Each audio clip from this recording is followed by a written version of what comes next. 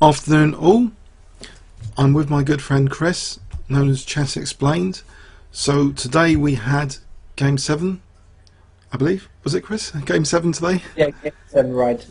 We're just past the halfway mark of the match, and now there's only 5 games left after this, so game 7 it was. Okay, so Gelfand with his second white in a row plays d4, and we get the familiar Slav defense.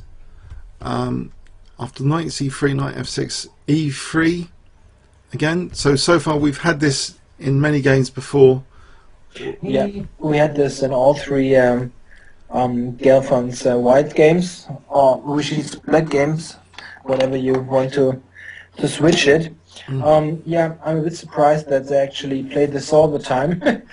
So, but it shows that Anand obviously believes his preparation is fine enough to withstand all the constant tries to find something.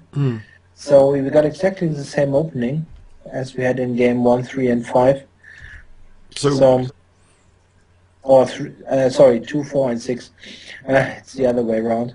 So again, this A6 line here. Right. And now, A6 does seem to intuitively weaken B6. And maybe, a lot of club players would think A6 is a bad move because, maybe this move which is played next seems quite attractive in principle. The weakness of the last move here is kind of pounced on with this next move, which varies from previous games, just to play C5. Yeah, he went C5 here. It's of course an interesting try for white, and also maybe the move which leaves the most play in the position compared to the other lines we've seen before, where we had this mass liquidation in the center, and this won't happen here. Yeah. But you also need to see that white has his bishop on c1, which is also not such a great piece. So if in this kind of position with c4, c5, white's bishop would be on, let's say, f4, then white would certainly have some advantage. Yeah. And it's pretty obvious also the space advantage, and this would look pretty nice. It's not losing or anything for black, but white should have something. And here he tries to fix the b6 weakness, but as you will see, black plays knight bd7, which strategically also black is often looking for e5 if it becomes possible.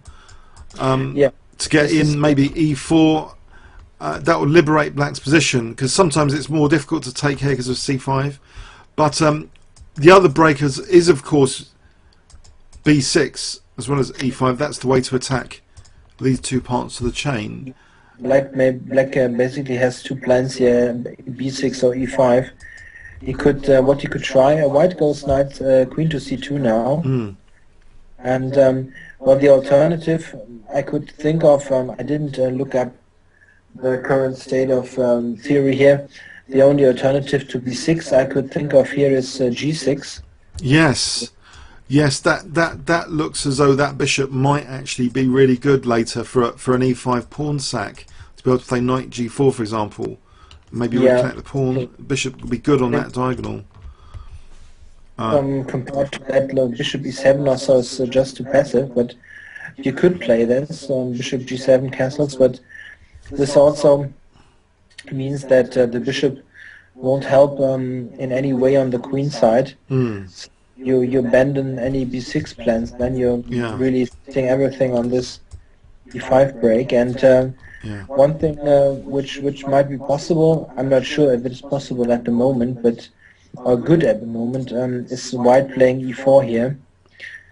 Let's say g6, and I'm not sure, maybe not immediately, but this would be one concern, to open up now the c1 bishop. Yeah. And something which might be an issue. Yeah, I'm not sure, but b6 is, I think, the main line. It tries to open up the queen side and trying to get rid of this somewhat annoying c5 pawn. I guess e5 is unplayable here. Is it? I'm not sure what the theory is. I'm also not sure. D takes e5, knight g4. Yeah. Yeah. Yeah. There's no. I don't think a direct tactical refutation. Can't really be ignored, can it? With bishop, maybe it can. Bishop e2. Yeah, it can be, but if white would ignore this, I think black would play this line. It's sort of like a French where black has lost a couple of tempi, but still, well, it's certainly an okay structure. But white could go this anyway with f3 to come, breaking up the center. Oh yes, or f3. Yeah, it's like a reverse French. It's possible, but yeah, I think we should continue a bit. Yeah, I think b6 is. I think Vichy also played this quickly. Yeah. It's very much fits into the position. Now white cannot go b4, what he would like to do, because b4 a5 so destroys white's queen side. So I heard that there was a funny expression on Gelfand's face after b6. Are you 100% sure it's main line to play b6? I'm not really sure of the territory, to be honest. b6 looks logical, but the knight looked a bit strange on b6. But I suppose there's b-file and other stuff. Yeah, I'm not sure. He often makes funny expressions when there's nothing much going on. Okay. So. All right. So white was happy to play c takes b6. Yeah, right. And then knight b6. Yeah, queen b6 doesn't make much sense, as he would allow knight a4 with the tempo. So you take with the knight. Yeah, that will get a good grip on that, and he checked bishop d2. Yeah, wants to go there anyway.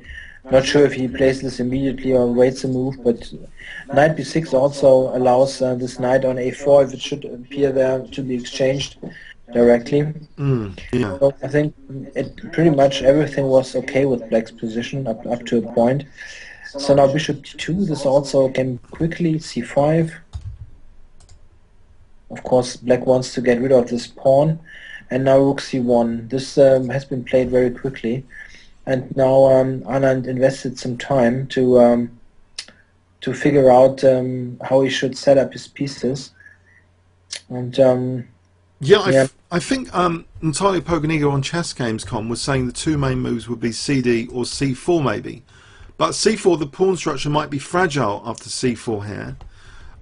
There's biting opportunities later with b3 or e4.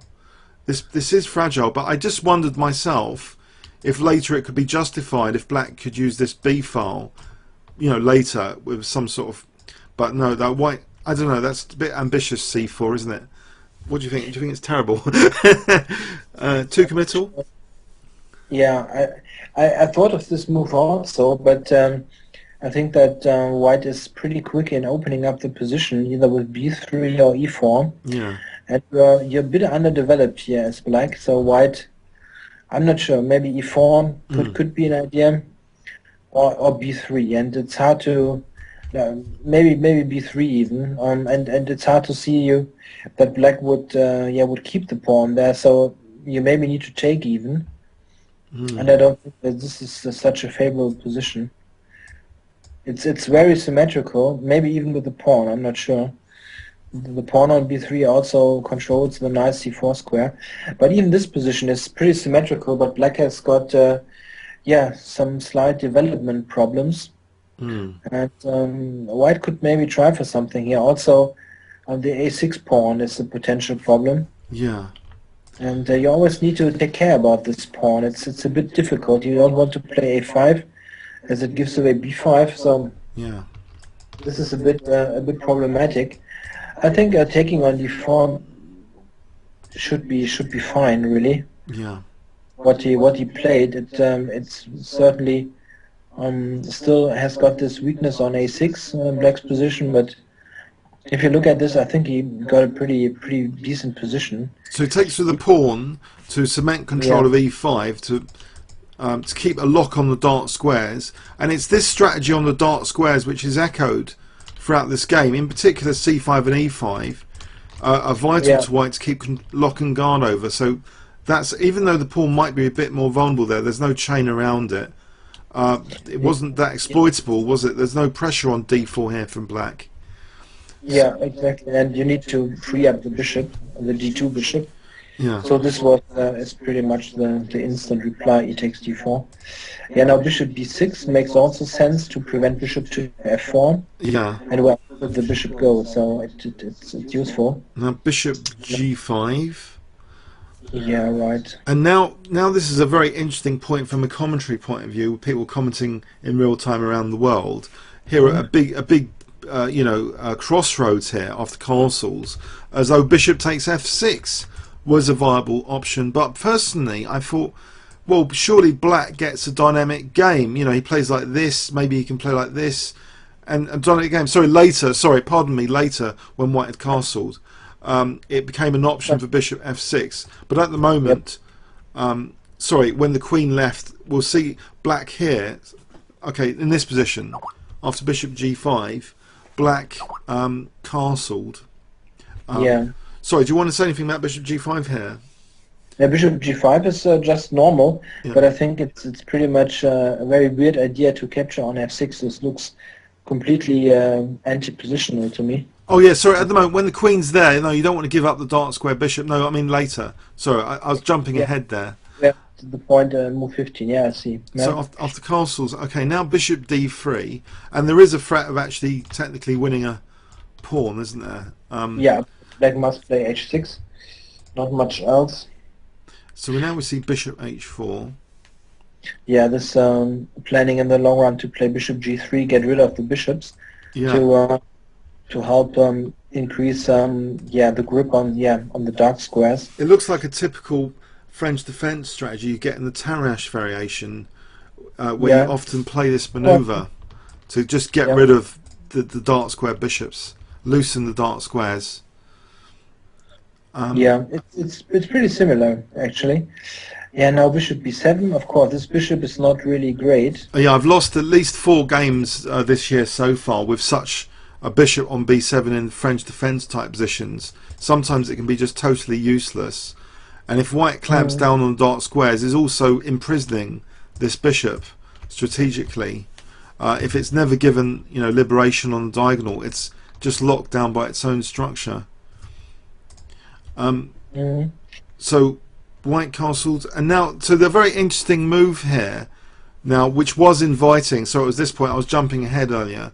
Queen b8, so it is inviting. Oh, sorry, you're dying here. Yeah, I've got very bad audio. Maybe we should just quickly reconnect. Okay. Okay, fine. Yeah, you call me again. Okay. If I do stop, we definitely got bad connection now, yeah?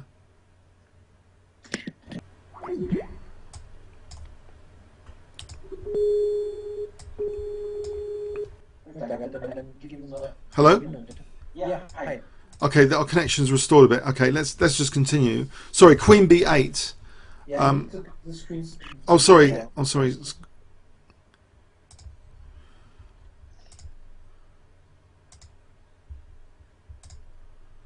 Okay.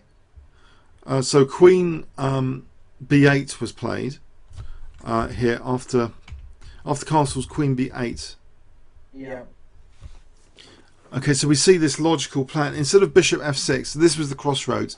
So bishop f6 might be what Anand wanted. He was dreaming of bishop f6 with an active game. Is that possible? That black has enough dynamic compensation? Maybe 50 seconds or something to discard this. This is a really completely anti-positional move. As it gives black the bishop pair, e5 control, and white will never get anything against the king. So but some commentator thought this was good for white. I think a GM commentator apparently thought this was an option. I don't know. Maybe they were thinking of Queen d2, a specific idea. Queen d2 to provoke f5. Bishop f4 wins the exchange. Oh, You cannot do this. nope. Yep. And you could try stuff like Queen e2, the knight, Queen to h5, but this really takes ages. to get to anything, and I think Black will simply defend this. I'm not sure, maybe I'm too harsh with calling it completely anti-positional, but I'm not sure. I don't think I would consider this. I can only say for myself, because if you look at the way the game progresses, it's just the question if Black holds the position, or maybe White will get something, and here you're actually risking something as White, and it's very unclear that you would get anything decent in return. But hold on, Knight h4 and Queen h5 seem like a dangerous idea. Okay, what would you play, for example, as Black here in this position after Queen e2? Yeah, well, if you want to go Knight h4, you need to consider that I can take on h2 also. Yeah, I'm just going to sacrifice that. So yeah, maybe you can. It's not out of the question. Yeah, one possibility is to just go king to g7. okay, right. So I'll sacrifice. You're going to take that? Maybe not. But it's still in the air. So let's say rook h8. All right, rook h8. First offhand suggestions that come to mind. Yeah. So if you would give a check here on g4, I can go to f8. Yeah. Okay, so the promise of the g file is real here. I'm just want to make sure that there's White hasn't, maybe f4, and it starts to get a bit creaky for Black. Because I think some GM commentator was convinced that bishop f6 was actually a good move.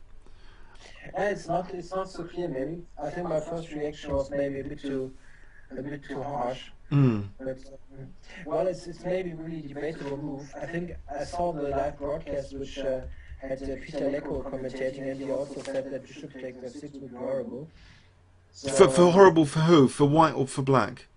For White. Oh, for White. Okay. All right. Maybe I got the wrong end of the stick. Okay. Maybe that's okay. Maybe that's nothing. Well. It's not clear. Maybe it's not clear. It's maybe also a matter of taste. And Lecko is also a very methodical positional player, and bishop g3 is just the kind of move that you want to play in a strategic sense to get rid of those bishops. Yeah. And you want to play on the queen side. You've got everything set up to play on the queen side, so it's a bit weird that somehow you would try to get some attack going. It's not out of the question that it's possible. But Yeah.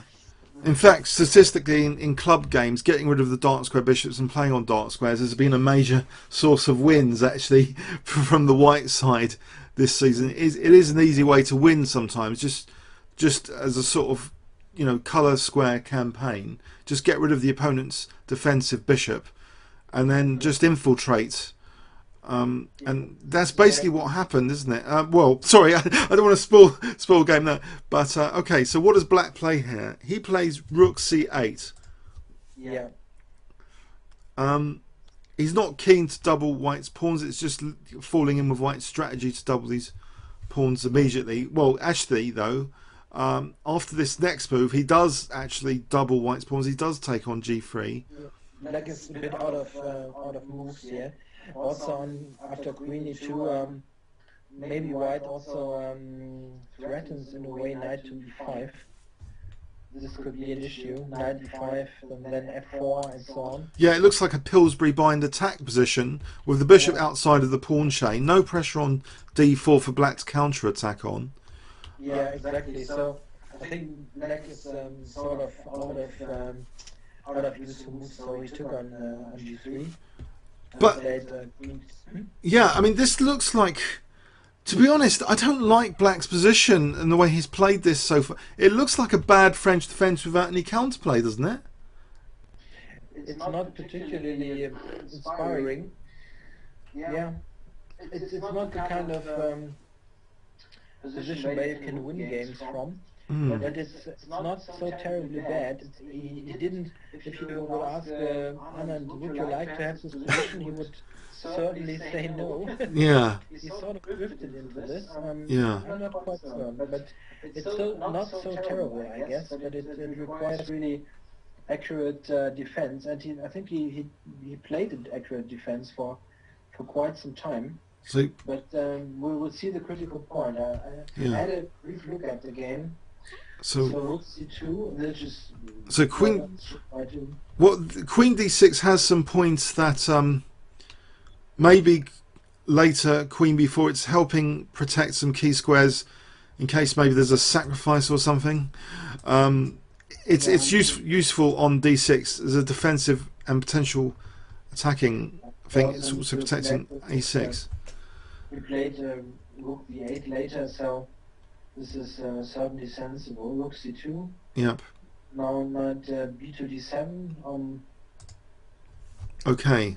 Defending e5 and also protecting a6 from the side. Yep. This is also why white wants queen e2, of course, to attack Yeah.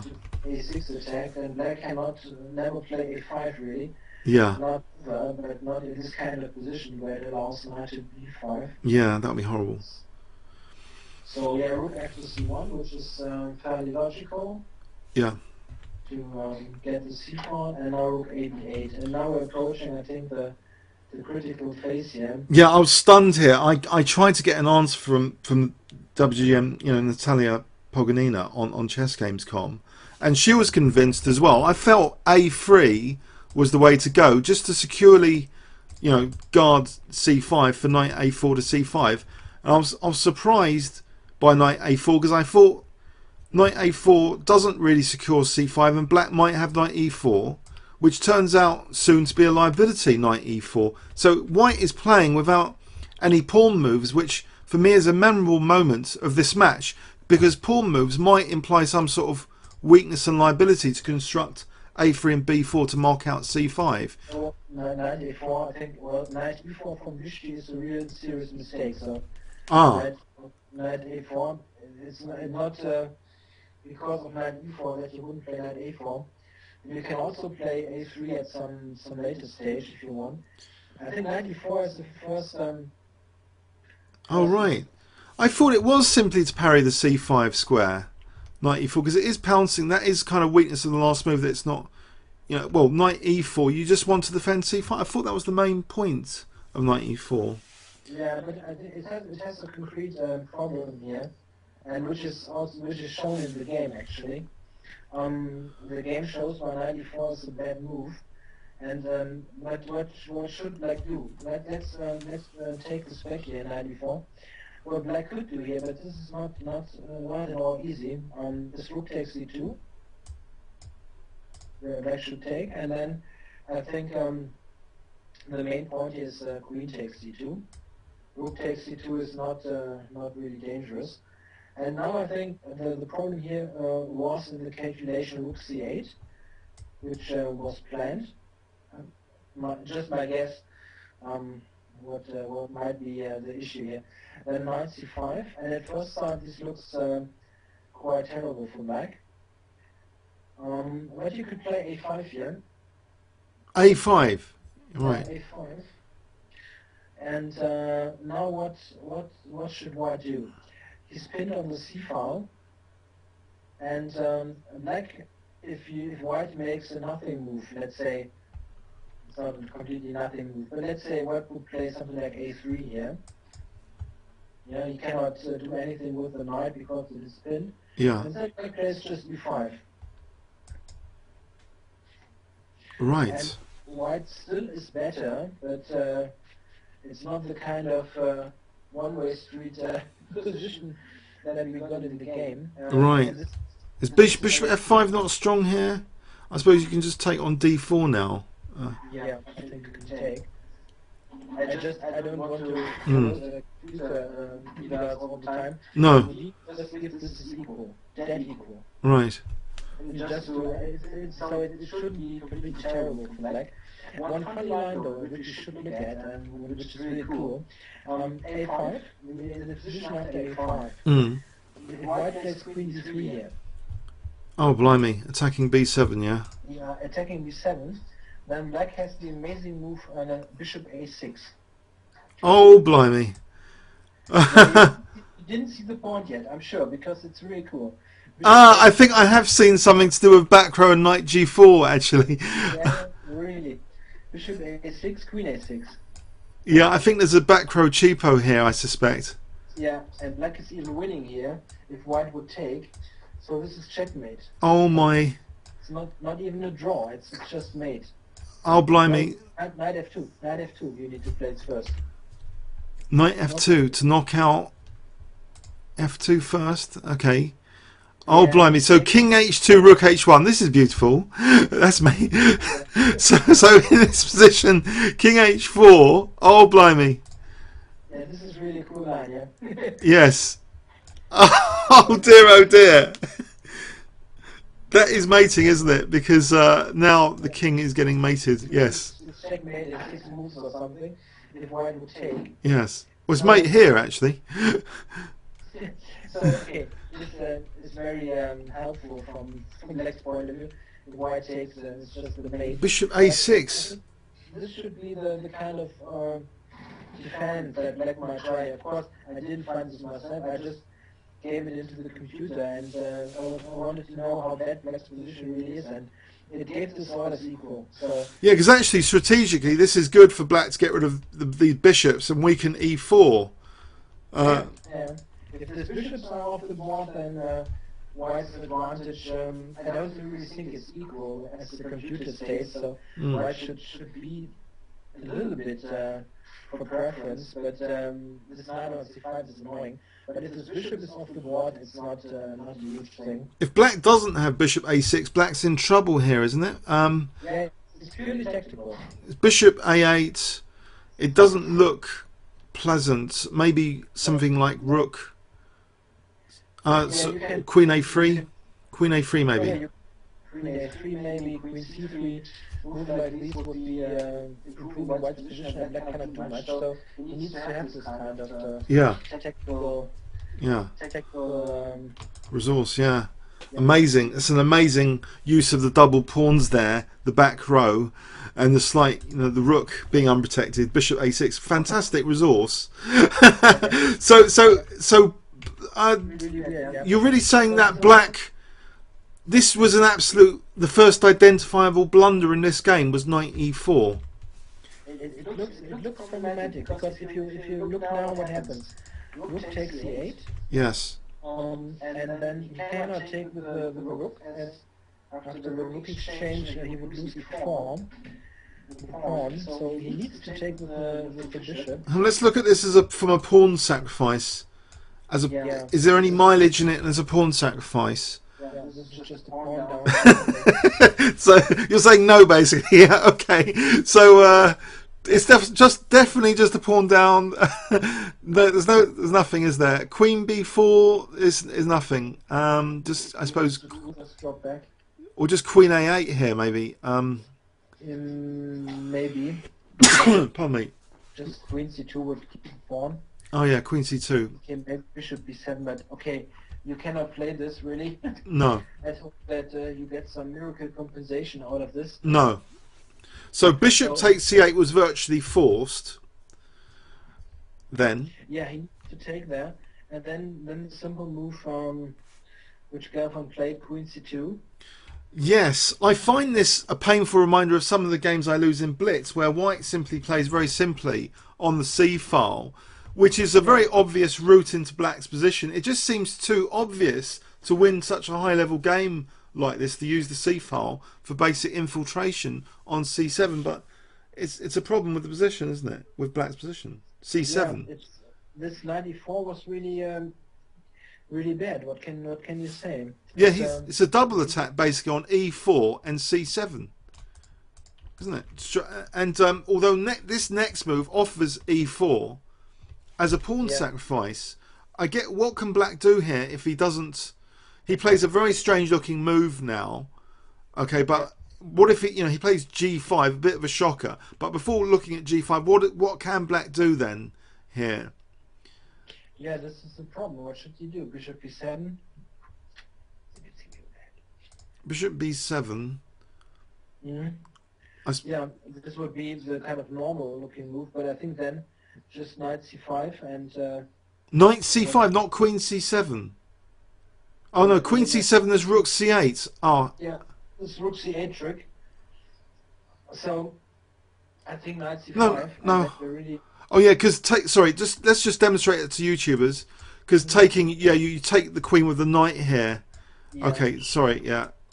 Okay, so basically this position after bishop b7, you're saying for that reason knight ac5 here. Yeah, knight c5, I think. And then it's really difficult to see what black should do.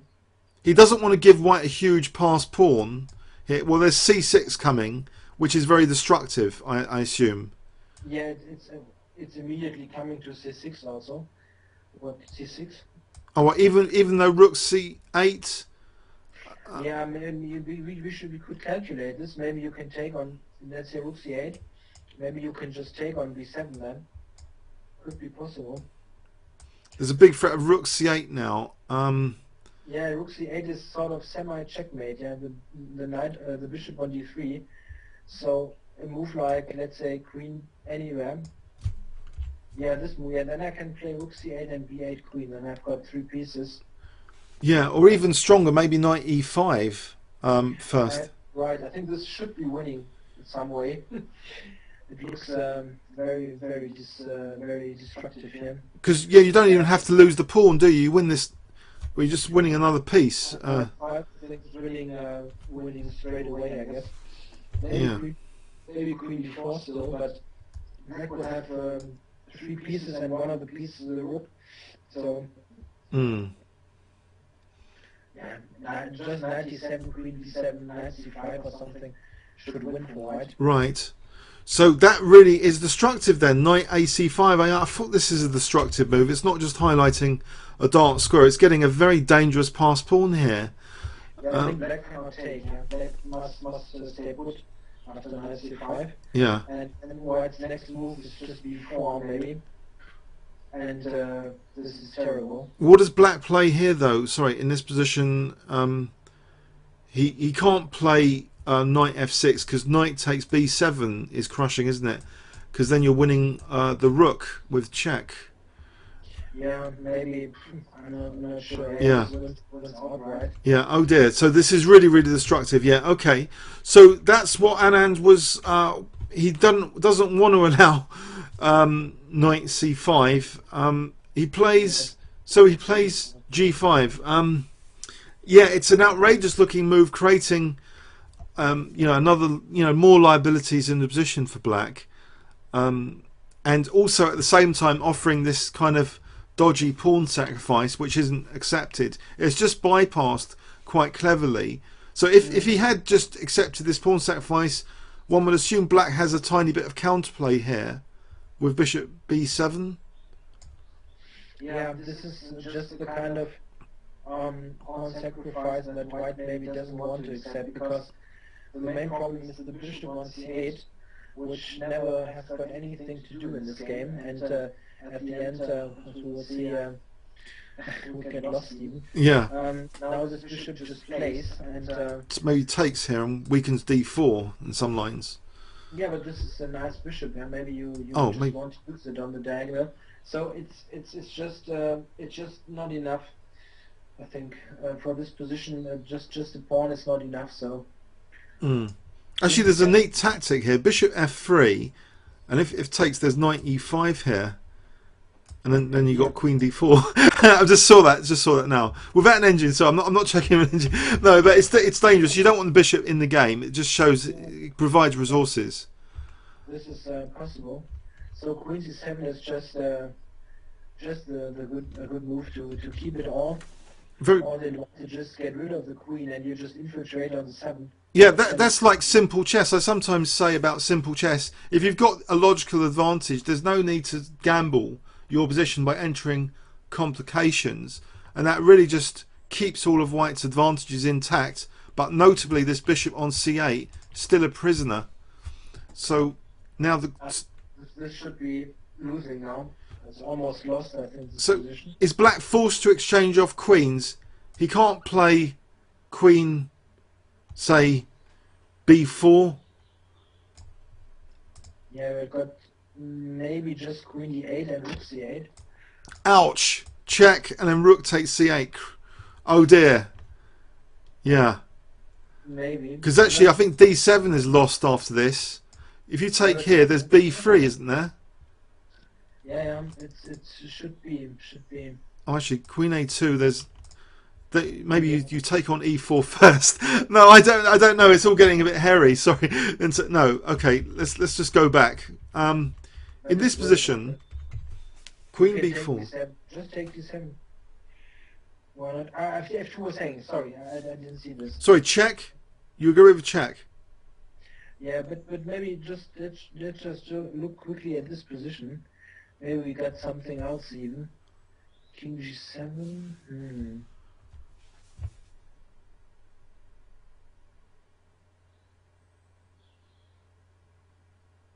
Well, F7's loose, you know, so we can keep this. I don't know, playing B3. I don't know if that's.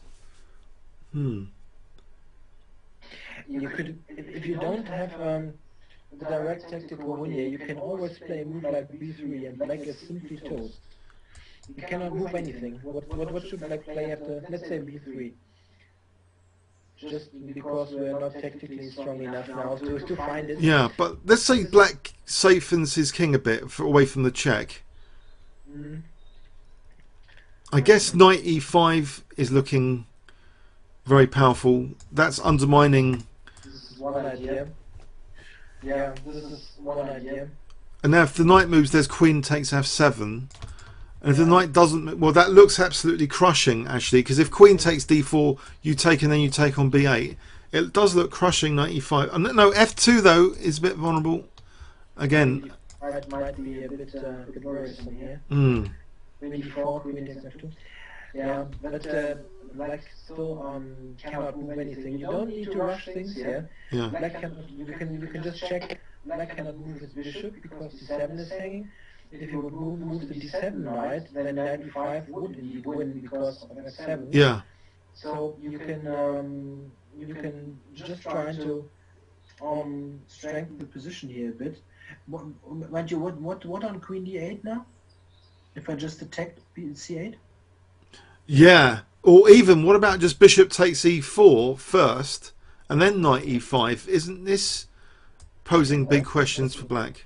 You have quite some interesting direct tries, but you can just simply improve it slightly, the position, and it will fall apart. Yeah. At that point, okay. I guess.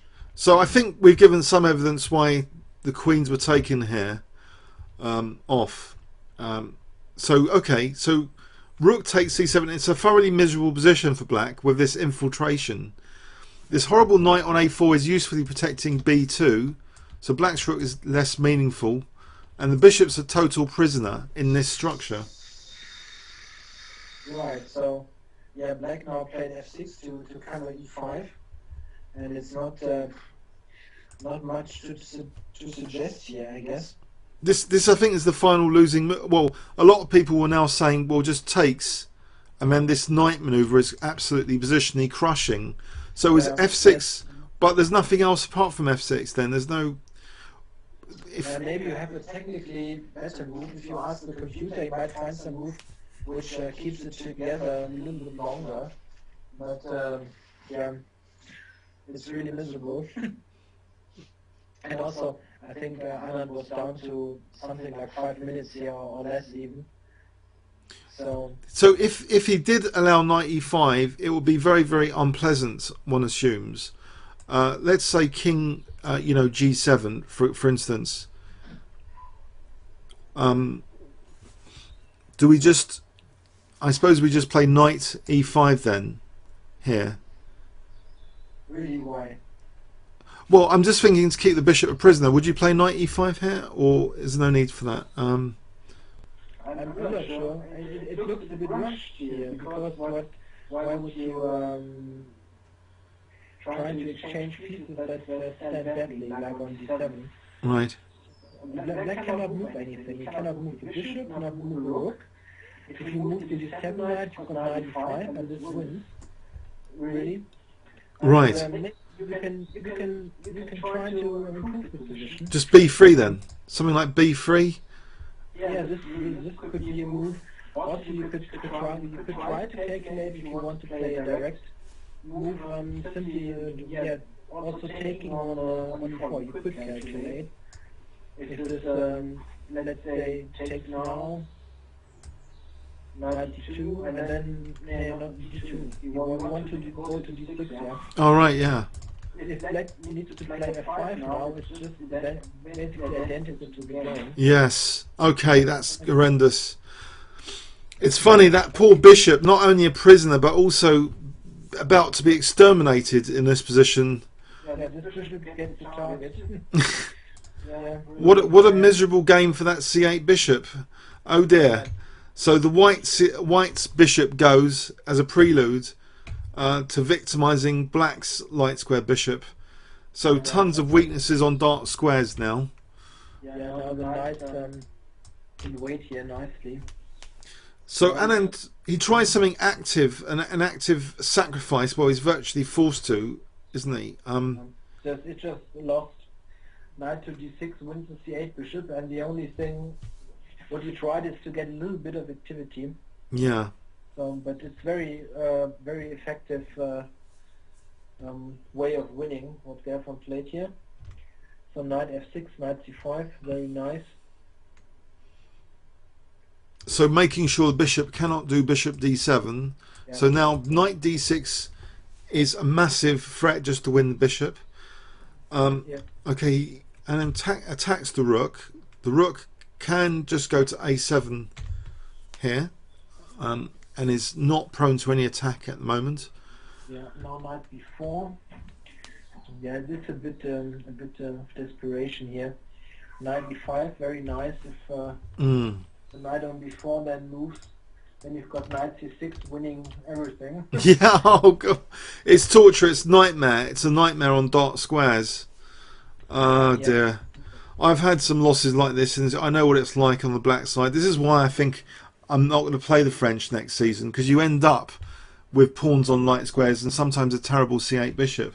It's one reason not to play the French. If you get too much of that, you don't want to see that scenery. Yeah, again. But to be careful. Yeah, now some desperation moves here. Like sacrifices or let's say gives up his bishop on c8 because he cannot protect it anyway. Yep. So rook b2, rook c7. Oh, interestingly, so he doesn't use the check. No need to use the check to take the bishop. Yeah, this would misplace, I think, the knight a bit. Oh, right, yeah. So he's keeping his knights kind of in contact with central squares here. Yeah. To go back to e5 with this knight. Yeah. And rook c7 is of course. effective. That's very, very instructive in a way. Even the material gaining operations are very, very nice. So rook c7. But now initially for a second or two, I thought, well, isn't there a little bit of counterplay with these checks and these pawns and this knight? Yeah. But it's sort of proven it's illusionary. So king h2, and it seemed to be initially, I thought, a dangerous try now, this e3. Yeah, it's a little bit the kind of last trick move. But you need to be careful, but I think he found a nice way to proceed now. Yes, with forcing moves, check, check. And now the knights and the rook coordinate, knight e5. He doesn't mind, it's taking too long to get this queen, even if it's accelerated with a rook sack, it doesn't help, does it? This pawn. Yeah, white just mates first. It's helpful to have two knights and rook attacking a king and pawn. This is so now black cannot do anything. He can even play rook h1 to get a new queen, but it doesn't help. Yeah, let's just show that. So check, check. This wouldn't help having the queen here, because there's an imminent threat of knight g6 check. And then rook g7 mate, and the queen and knight are helpless here. Yeah, and there's no check or anything to protect those squares near the king. Let's just show that. Hang on, let's just show that mating. Sorry, that mating pattern with the two knights. Sorry, hang on. The first knight, yeah. Knight check. Knight g6 check. Yep. Yeah.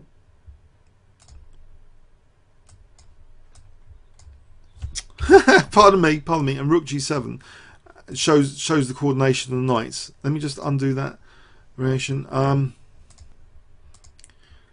So in the game, So I've put in some false variations for the game now. Let's just go back to get the game score. So in the game, okay, so after e2, knight takes e6 was actually the final move of the game. Yeah, I felt actually quite bad for Anand, to be honest, that he kind of lost the game more than maybe it was won. But maybe, now I'm looking at it objectively, White did play supremely well to avoid any complications, didn't he? He didn't take any risk. Yeah, he controlled this very nicely. Always had a little bit of something, and it looks like at least from this pretty, so we didn't do a deep analysis, but it looks like Black maybe could keep the position in a sort of only a slight advantage kind of way, but you needed to play very accurately, which he didn't do. So I think okay, this doesn't look like a great game, especially from Black's point of view. Let's do a quick overview. Sorry, quick overview and summary. Should we just quickly fly through it? Just a quick overview and summary. Yeah. So a6. So we saw c5, the novelty here, marking out the dark squares. So b6 didn't work out particularly well in terms of dark square control on this bishop on c8. So sorry, it's difficult. Sorry, what were you going to say? Sorry, I interrupted you there. Sorry, you were going to say something else? No, I just want to say that it was certainly difficult for Black to find all the correct defensive resources there. And let's just do this quick replay again, and then say something about the further course of the match. It's of course a bit of speculation, but it looks as though many games are statistically lost because of this c8 bishop. It is one of the more difficult pieces to develop. Yeah, it is in all those kind of wide squared focused openings where you play pawns on e6 and e5. This bishop is your major concern. Yeah. If you run for this bishop, the queen's gambit would be a terrible opening for White. If to exaggerate a bit, because it's all about this bishop. Right. Yeah, it looks like a bad game for Black, but if he would have defended correctly, it certainly it wouldn't be too awful, possible to hold it. But we saw it. It seems that it needed very accurate play, and somehow Anand wasn't up to it today. Yeah, this bishop to resourcefully use the a6 square in that key variation we saw. Yeah, for instance, maybe this kind of miscalculation, or you don't know. You've got those off days, and maybe it's also a case of this kind of match which has got 6 draws, and maybe sometimes it's even maybe good for a player to lose a game, to really wake up and start to play more aggressively. Yes, to be actually more emotionally engaged in the match. If he was kind of he's going to be more emotionally engaged. Hopefully he'll try and play aggressively tomorrow. He'll have the white pieces tomorrow, won't he? So this is actually a very interesting parallel to the 1995 match, which Anand played against Kasparov, where the first 8 games were drawn, and then Vichy won game 9 and actually took the lead in the match. And after this, Kasparov struck back immediately with this knight's rook sacrifice. I'm not quite sure where he sacrificed half of his pieces and won game 10. And after this, match completely crumbled away for Vichy. Right.